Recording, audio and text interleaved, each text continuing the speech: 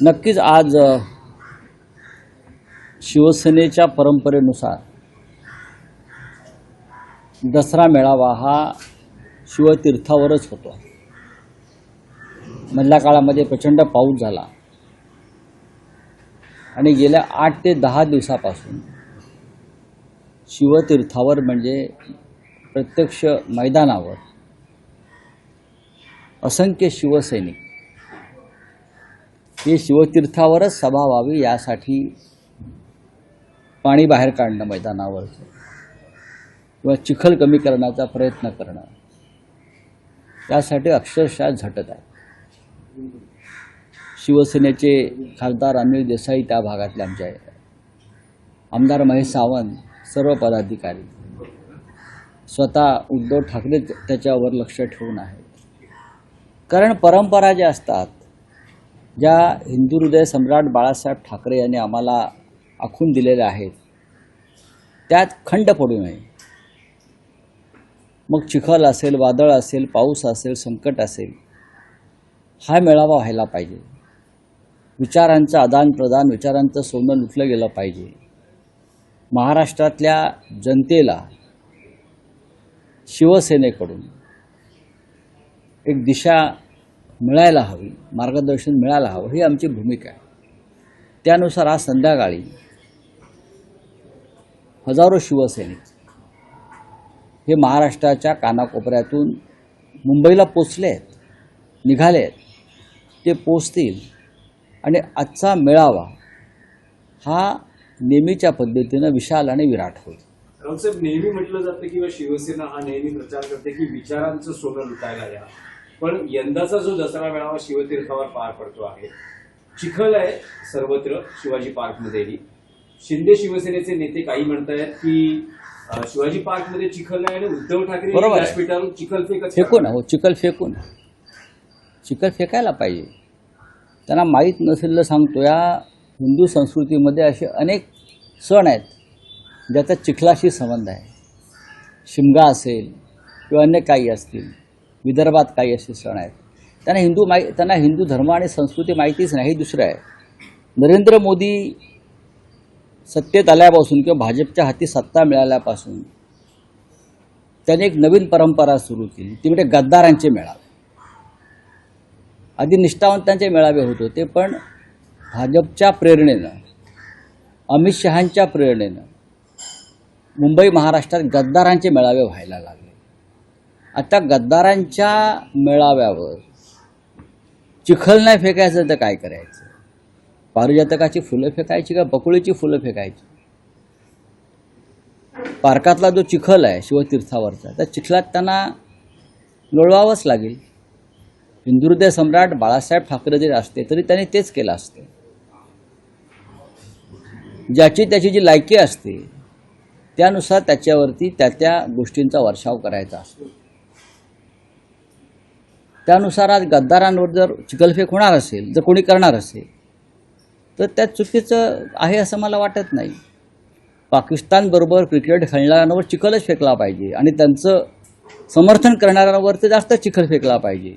हा राष्ट्रवादाचा प्रश्न आहे. हा प्रश्न जेव्हा राष्ट्रवाद, महाराष्ट्र धर्म, संस्कृती येते आणि त्याच्याशी बेईमानी करणाऱ्यांचा येतो, तेव्हा ज्याला जी भाषा समजेल त्या भाषेमध्ये उत्तर द्यावं, ही या महाराष्ट्राची परंपरा आहे. पण शिवतीर्थावर असलेला चिखल आणि शिवसैनिकांची गर्दी, असं वाटतंय की यंदा आव्हान आहे? अजिबात नाही. उद्धव ठाकरेंपुढे आम्हाला कधीच आव्हान नव्हतं. जर आव्हान असतं तर आम्ही चिखलामध्ये गेलोच नसतो ना.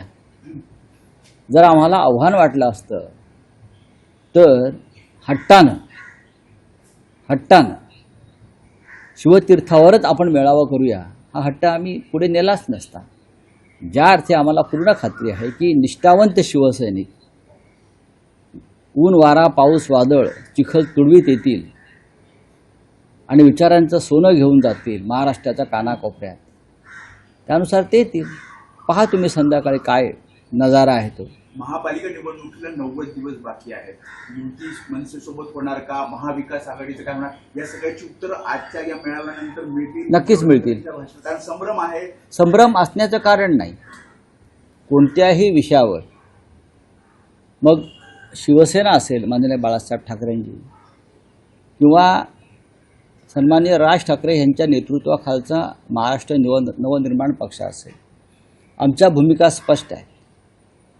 माननीय उद्धव ठाकरे आणि राज ठाकरे यांच्यामध्ये अनेकदा चर्चा आणि संवाद झालेले आहेत. पण मीडियाला असं वाटतं की ताबडतोब आताच काही घोषणा आणि भूमिका जाहीर कराव्या. तसं होत नाही. दोन राजकीय पक्ष आहेत. भूमिका जरी महाराष्ट्र मराठी माणूस अस्मिता या संदर्भात एक असल्या तरी दोन स्वतंत्र राजकीय पक्ष आहेत. ग्राउंड लेवलला दोन्ही पक्षाकडून काम सुरू झालेलं आहे. याच्यापेक्षा मी जास्त काही सांगू इच्छित नाही, कारण ती भूमिका जाहीर करण्याचा जो अधिकार आहे तो दोन्ही पक्षाच्या प्रमुख नेत्यांचा, म्हणजे माननीय उद्धव ठाकरे आणि माननीय राज ठाकरे हेच एकत्र येऊन आपल्या भूमिका जाहीर करू शकतात. मी तुम्हाला फक्त त्यातला संदर्भ देऊ शकतो. नाही, पण राऊतसाहेब, दसरा मेळाव्यानंतर, कारण आता निवडणुकांना अवघे 3 महिने शिल्लक आहेत असं म्हटलं जात आहे, तर दसरा मेळाव्यानंतर अधिकृतरित्या दोन्ही पक्षांमध्ये जागा वाटपाचा फॉर्म्युला असेल किंवा अन्य काही राजकीय विषय असतील, यावर बैठका सुरू होतील. बैठका सुरू झालेल्या आहेत. पत्रकारांनी अधिक माहिती घेतली पाहिजे की नक्की पडद्यामागे काय चाललं आहे. ज्या अर्थी आम्ही निवडणूक लढवण्यासाठी एकत्र येण्याचा विचार करत आहोत किंवा केलेला आहे, त्या अर्थी 90 दिवसात निवडणुका येणार आहे आम्हाला माहिती आहे. दोन्ही पक्षाच्या प्रमुखांना माहिती आहे, प्रमुख नेत्यांना माहिती आहे, आणि त्या संदर्भातली कार्यवाही सुरू झालेली असते ना. राऊतसाहेब, जसा शिवसेनेचा दसरा मेळावा आहे तसाच तुमचे राजकीय प्रतिस्पर्धी शिंदे शिवसेना यांचाही दसरा मेळावा आज नेस्को ग्राउंडवर पार पडतो आहे. त्यांचं म्हणणं आहे की आम्ही टीका, चिखलफेक यावर जाणार नाही, तर आम्ही कार्यकर्त्यांना, समाजाला जो बाळासाहेबांचा विचारांचा वारसा आहे बघा, तो आम्ही देऊ. अमित शहाचा पक्ष जो आहे ही अमित शहाची बेनामी कंपनी. तुम्ही जो काय शिंदे सेना वगैरे म्हणताय, हा अमित शहाने स्थापन केलेला पक्ष कार्यकर्त्यांना काय मार्गदर्शन करणार? लूटमार करा, भ्रष्टाचार करा, पैसे गोळा करा, महाराष्ट्राची लूट करा, मुंबई तोडून टाका महाराष्ट्रापासून. हा अमित शहांचा विचार आहे. पाकिस्तानबरोबर क्रिकेट खेळा, या अमित शहांच्या भूमिका आहेत. आणि शिंदे सेना जी काय तुम्ही म्हणताय तो अमित शहांची बेनामी कंपनी आहे. अमित शहाची ती एक सिस्टर कन्सर्न आहे. त्यांनी स्थापन केलेला पक्ष आहे. त्यांनी काय करायचं हा त्यांचा प्रश्न आहे. पण आम्ही इतकंच म्हणू की मोदी आणि शहा आल्यापासून मुंबई महाराष्ट्रामध्ये गद्दारांचे मेळावे सुद्धा होऊ लागलेले आहेत. आता गद्दार बोलल्याबद्दल जर कोणाला वाईट वाटत असेल, टोचत असेल, तर त्यांनी सांगायला पाहिजे, स्पष्ट केलं पाहिजे की आम्ही गद्दार नाही आहोत. आम्ही गद्दार कसे नाही आहोत. ज्याने बाळासाहेब ठाकरेंची शिवसेना चोरली अमित शहांच्या मदतीनं, अलिबाबा चालीत चोर, अलिबाबा तिथे असतात गुजरातला. त्यानंतर चिन्ह चोरलं बाळासाहेबांचं, देव्हाऱ्यातला धनुष्यबाण चोरला, देव्हाऱ्यात दरोडा टाकला, आणि हे दसऱ्याला मेळावा घेत आहेत. हे कोणाला पटेल का? महाराष्ट्राला, मराठी माणसाला मला सांगा ना तुम्ही, हे कसले मेळावे घेत आहे? संघाचा दसरा मेळावा पार पडलेला आहे, मोहन भागवतांचं भाषण झालेलं आहे, काय विशेष? बघा, संघाचा दसरा मेळावा नागपूरला होतो आणि तो एक परंपरा आहे. 100 वर्ष संघाला होत आहेत. संघाची एक परंपरा आहे त्या मेळाव्याची. ते संचलन करतात अख्ख्या नागपुरामध्ये. त्यांच्या हातात काठ्या असतात आणि काठीच्या माध्यमातून देशाचं रक्षण करण्याची त्यांची मोठी परंपरा आहे. बाळासाहेब ठाकरे म्हणायचे दसऱ्याच्या मेळाव्यात की आम्हाला AK-47 हवा आहे. काठ्या लाठ्यानं तेल लावून देशाचे संरक्षण होणार नाही. शिवसैनिकांच्या हातामध्ये AK-47 आली तर जम्मू काश्मीरसह देशाच्या सीमा आम्ही सुरक्षित करण्यासाठी आम्ही बलिदानाला तयार राहू. हे हिंदुहृदय सम्राट बाळासाहेब ठाकरे यांचं एक भूमिका आहे. यांच्या हातात काठी असते, संचलन करतात, एक विचार देतात. आज त्यांच्या हातामध्ये सत्ता या देशाची. त्यांनी प्रधानमंत्री नेमलेले आहेत, त्यांनी इतर काही राज्यपाल नेमलेले आहेत. त्याच्यामुळे त्यांच्या संचालनाला एक सत्तेचं तेज आज आहे. 100 वर्ष होत आहेत. त्यांना महान राष्ट्रकार्याबद्दल नाणं काढलं, पोस्टाचं तिकीट काढलं. स्वातंत्र्य लढ्यामध्ये असं कोणतं राष्ट्रकार्य यांचं होतं हे एकदा भाजपने आणि त्यांच्यावर नाणं काढणाऱ्यांनी एकदा स्पष्ट केलं पाहिजे की हे महान राष्ट्रकार्य संघाच्या वतीनं झालं. नक्कीच संघ ही एक सांस्कृतिक संघटना आहे. त्यांचा हिंदुत्ववादी विचार आहे, त्याच्याविषयी आमच्या मनात अजिबात शंका नाही. आमची पण त्यांना सहानुभूती एकेकाळी होती. पण जेव्हा जेव्हा राष्ट्र संकटात असतं आणि राष्ट्राविषयी भूमिका घ्यायच्या असतात कठोरपणे सत्ताधाऱ्यांविषयी, तेव्हा संघानं त्या भूमिका घेतलेल्या नाही.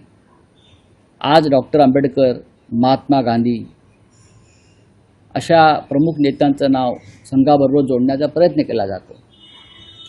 पण गांधी किंवा डॉक्टर आंबेडकरांनी कधीही संघाचं समर्थन केलं नव्हतं. संघ हा विष आहे असं डॉक्टर आंबेडकर म्हणाले होते. बरोबर आहे.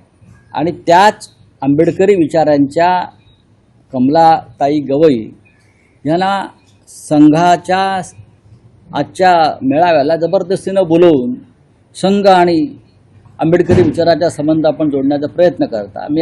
मी अभिनंदन करतो कमलाताई गवईंचं आणि त्यांच्या कुटुंबाचं की त्या ह्या ट्रॅपमध्ये सापडल्या नाहीत, त्या चंद्रचूड यांच्यासारख्या वागल्या नाहीत.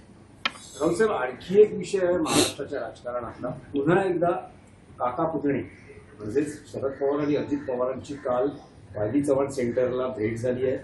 जवळपास 1 तास त्यांच्यामध्ये चर्चा झाली आहे. असं म्हटलं जातं की मायावाडी साखर कारखाना किंवा अन्य सहकार क्षेत्रातले विषय होते. पण अलीकडच्या काळात वारंवार या भेटी होत आहेत. भेटी होण्यामागे काही आक्षेप नाहीये, पण काही राजकीय होण्याची तुम्हाला शक्यता वाटते? की मी कसं काय सांगू, ते शरद पवार साहेबच सांगू शकतील, ते अजित पवारच सांगू शकतील. पण अजित पवार ह्यांच्यात आणि त्यांच्या पक्षातल्या त्यांच्या सहकार्यामध्ये या क्षणी अमित शहाची कंपनी सोडून दुसऱ्या कंपनीत जाण्याचे धाडस नाही, अजिबात धाडस नाही. त्यासाठी धाडस लागतं. ते धाडस नव्हतं म्हणूनच त्यांनी काकांना सोडून अमित शहांचं उपकरण पकडलं. तर मला याच्यावरती विश्वास नाही. आणि शरद पवार त्यांच्या हयातीमध्ये जातीय आणि धर्मांध शक्तींच्या बरोबर जाणार नाहीत. चला बोलिए. हाँ हाँ,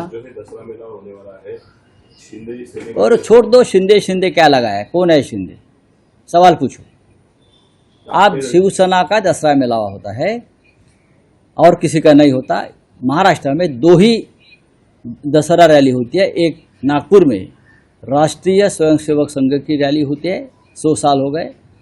और मुंबई में शिवाजी पार्क यानी शिवतीर्थ पर हिंदू हृदय सम्राट बाला साहब ठाकरे जी ने जो शिवसेना स्थापन की, वो लगभग 60-65 साल से वो रैली होती है. दसरा विजय मेळावा होता है, वो आज होगा. उद्धव ठाकरे जी आएंगे, उद्धव ठाकरे जी मार्गदर्शन करेंगे. लाखों की संख्या में शिवसैनिक जमा होंगे. हमारे पूरे निष्ठावान लोग जो है शिवसेना के, वो वहाँ उस रैली में शामिल होंगे. अच्छी बात है, एक परंपरा है आरएसएस की दसरा रैली की, वो भी हो गया है. 100 साल हो गए रैली को, उनके आरएसएस की स्थापना को. हम उनको शुभकामनाएं देते हैं.